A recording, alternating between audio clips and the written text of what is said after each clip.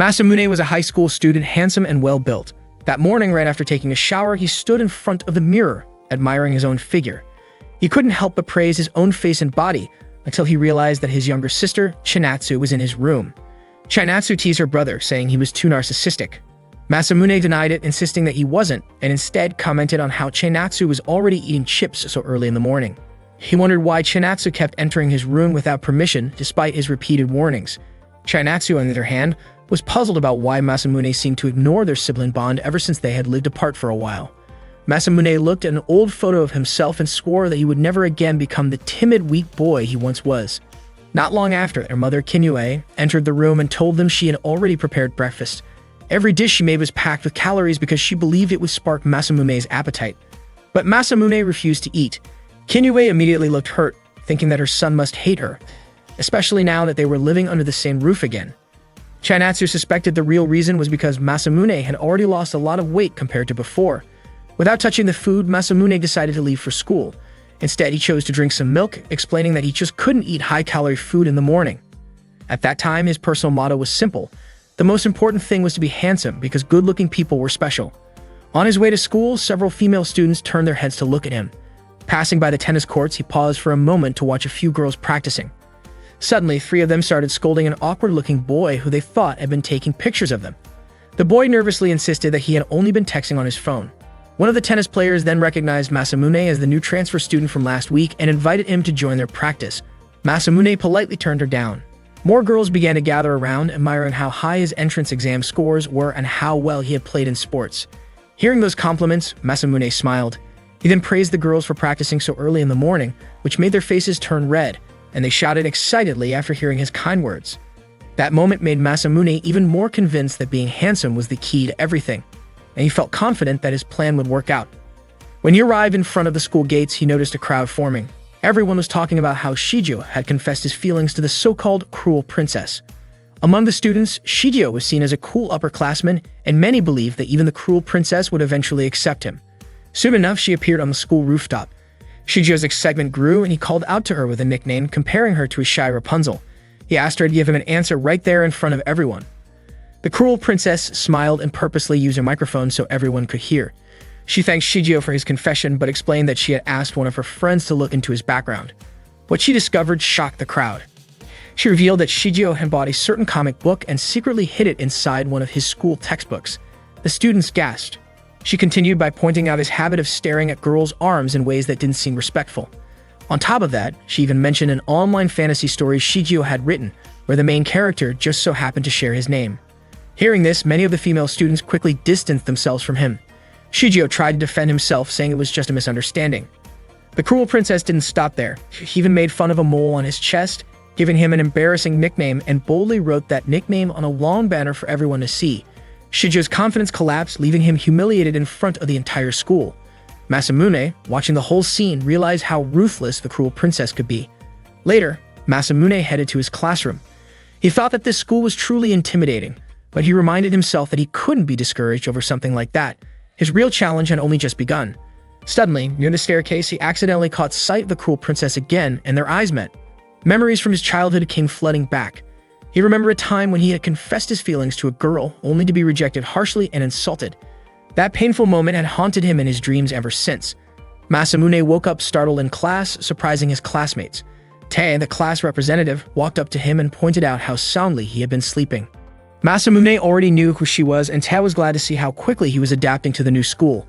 That was when Masamune realized something. Being handsome meant that no one scolded him, even when he fell asleep in class. Not long after, Kojuro brought some food for him. Masamune thanked her warmly. She had bought him bread stuffed with noodles, which looked like it had the same amount of calories as a full lunch. Masamune thought to himself that he would just do more sit-ups later at home. Kojuro admitted that she admired how Masamune stayed humble despite his good grades and athletic skills.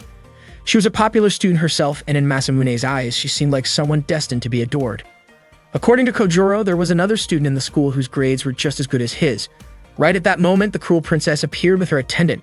She was looking for a boy named Akio, and turned to Masamune and asked if Akio was in their class. Not long after, Akio raised his hand. The so-called sadistic princess was named Aki. She walked up to him and read aloud the love letter that Akio had sent. The letter said that Akio had fallen in love when he saw Aki looking elegant during gym class. Aki then concluded that Akio must have enjoyed staring at her legs when she wore shorts. Without hesitation, she mocked him by giving him the nickname Pudding Prince and tore the letter to pieces right in front of him. Akio was deeply embarrassed and Aki left the classroom right after. Masamune was puzzled by Aki's behavior. Kojuro explained that Aki was one of the top students in their year and also very beautiful, though her personality was completely different from Masamune's. The rumor going around was that Aki despised boys and anyone who dared to approach her would be given an insulting nickname and rejected instantly. That was why she earned the title of the Sadistic Princess, and her real name was Adagaki Aki. Hearing that name, Masamune was shocked. Aki was the heiress of the Adagaki group. He quickly went outside to confirm it, and sure enough, he recognized her. He never expected to meet her this soon. During the lunch break, Aki sat with a group of girls. They offered her all kinds of snacks, while Masamune observed from a distance. Just as Kojuro had mentioned, Aki was always surrounded by many attendants.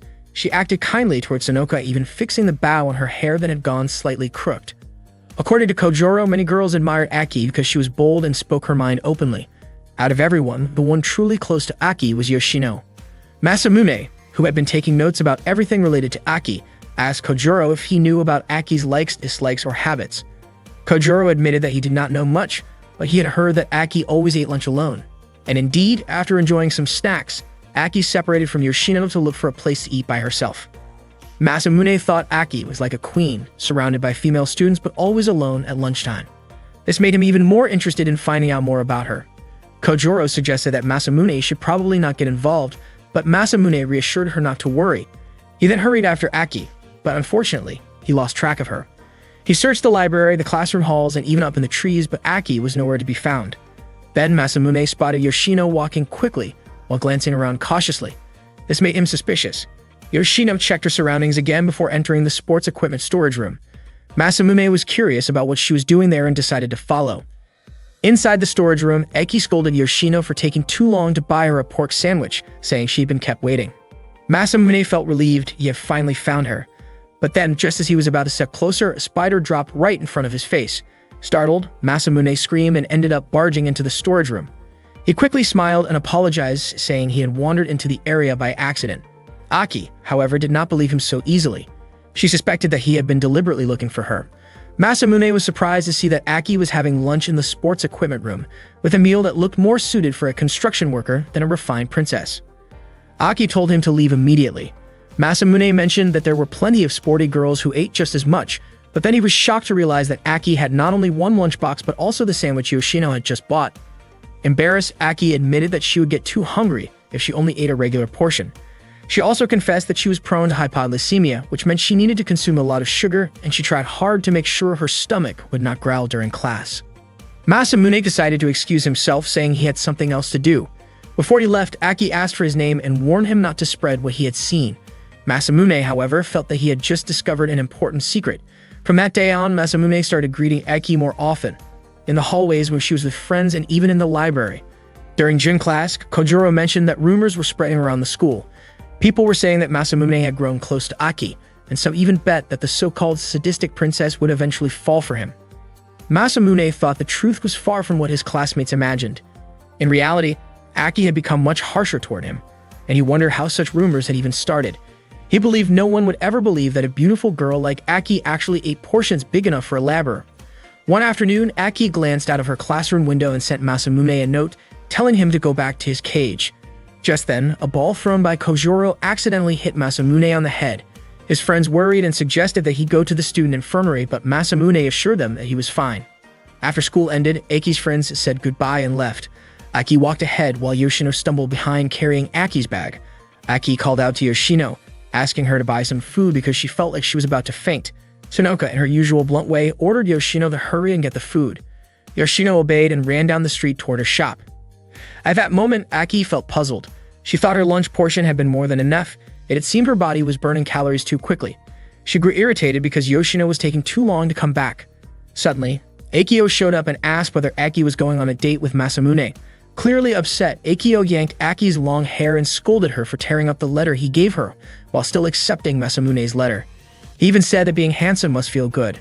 Aki told him to let go, but Akio lashed out, saying Aki had always looked down on others.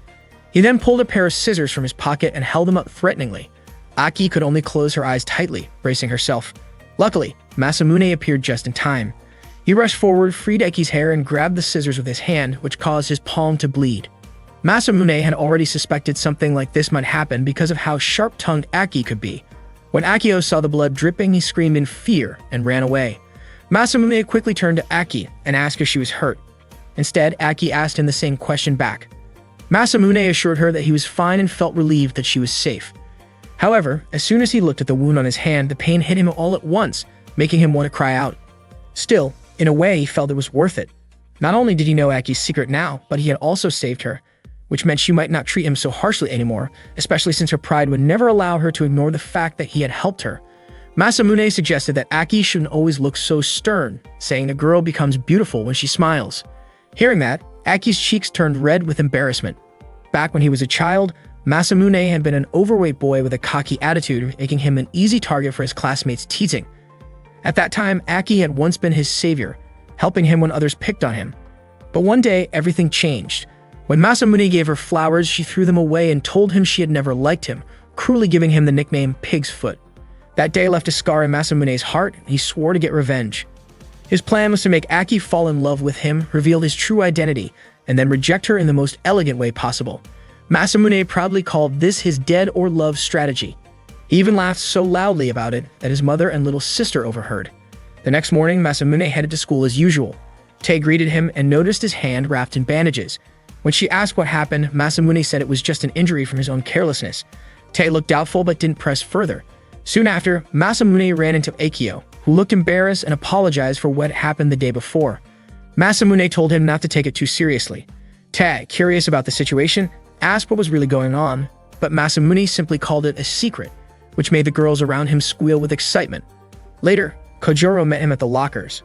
When Masamune opened his locker, a letter slipped out. Kojuro teased him, saying it was probably a love letter.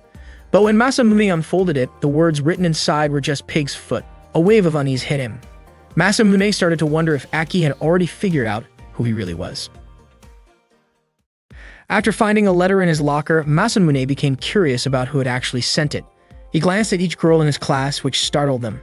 Masamune wondered if it might have been Aki, but he was not convinced she would do something like that since he believed Aki was the type who preferred to embarrass others in public at the right moment. That made him question who else could possibly know about his past. Seeing Masamune looking unsettled, Kojuro asked what was going on with him, which made Masamune briefly suspect if Kojuro might have been the one. Tat also asked why his face looked so tense, but Masamune brushed it off, saying he was fine. Suddenly, a student shouted about pork feet, which shocked Masamune. However, after listening closely, he realized they were only talking about food.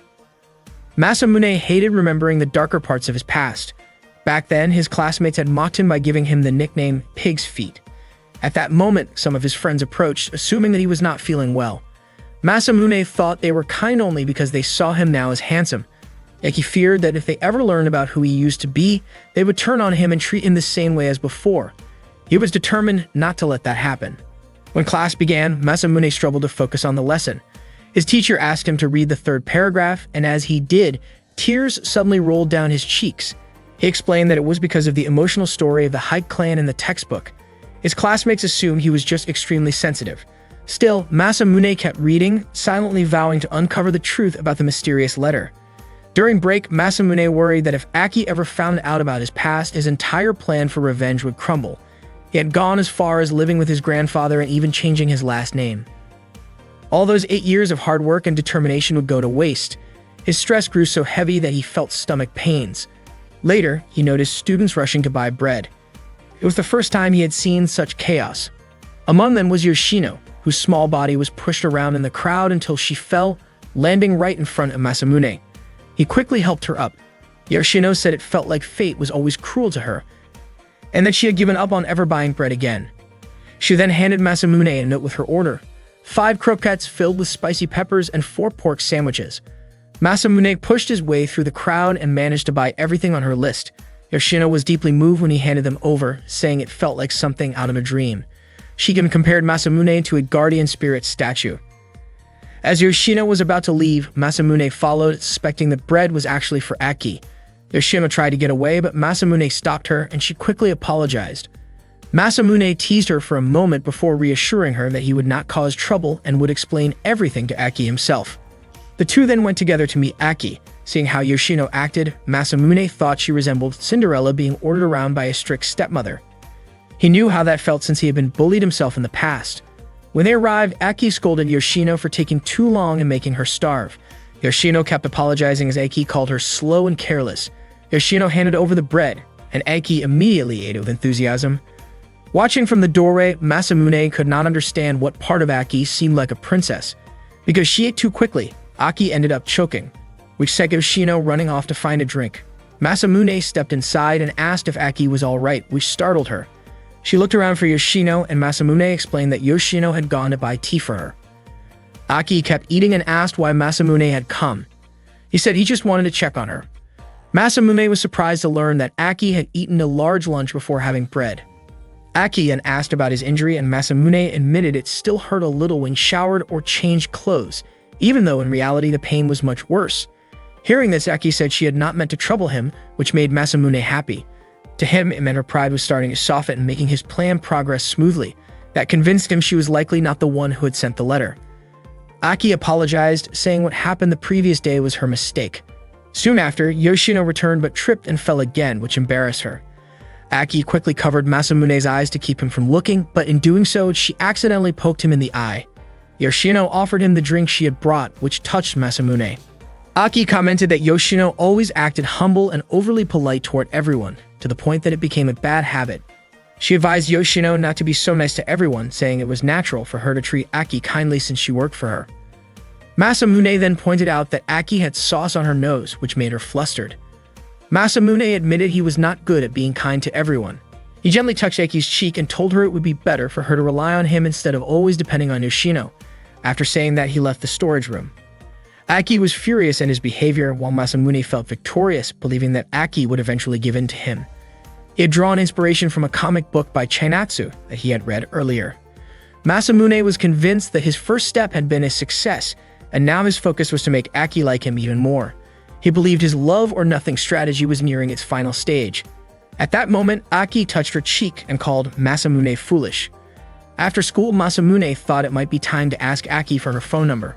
While he was walking, his foot suddenly got caught in a rope trap, and he ended up hanging upside down. It turned out Yoshino had set the trap. She called Masamune by his old nickname and questioned if he was really planning to take revenge on Aki. Masamune was shocked that Yoshino knew the name he had been called when he was little, especially since he remembered none of his childhood friends being small enough to fit that description. That was when Masamune realized Yoshino was actually the one who lived with Aki.